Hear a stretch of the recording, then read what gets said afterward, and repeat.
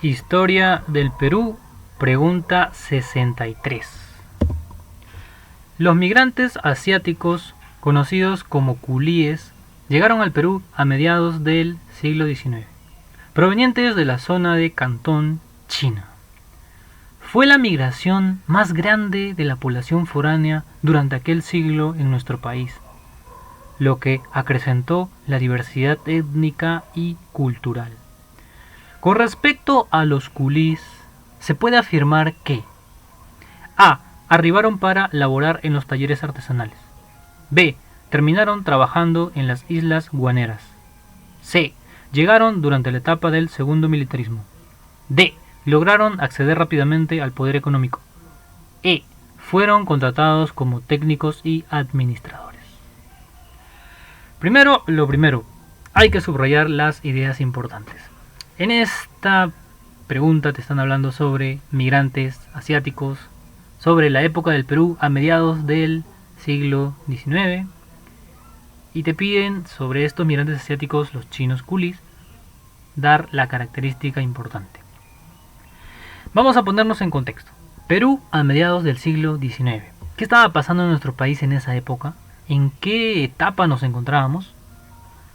Muy bien, nos encontrábamos no en el segundo, nos encontrábamos en el primer militarismo, pero específicamente nos encontrábamos en la famosa era del guano.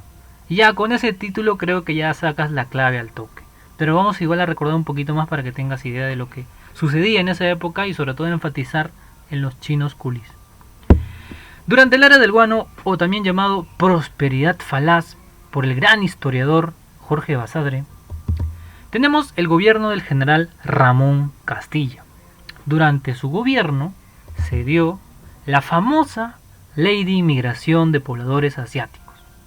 Específicamente estamos hablando de los chinos. Profesor, ¿por qué se dio esto? Esto se dio porque durante esa época Perú era uno de los mayores abastecedores de guano de Gran Bretaña, es decir, de Inglaterra. Y recuerda que durante esta época en Inglaterra se está dando la revolución industrial.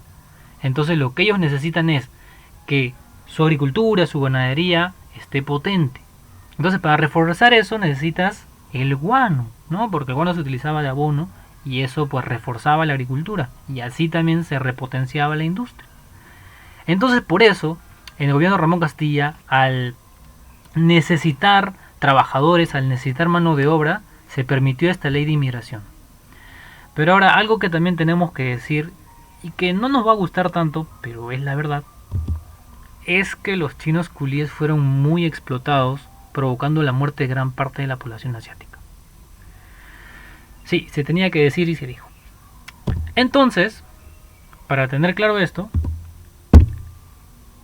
durante la era del guano se dio el gobierno del general Ramón Castilla, la ley de inmigración de los pobladores asiáticos chinos, una de las características de ese gobierno, y ellos llegaron aquí a ser explotados, inclusive hasta la muerte.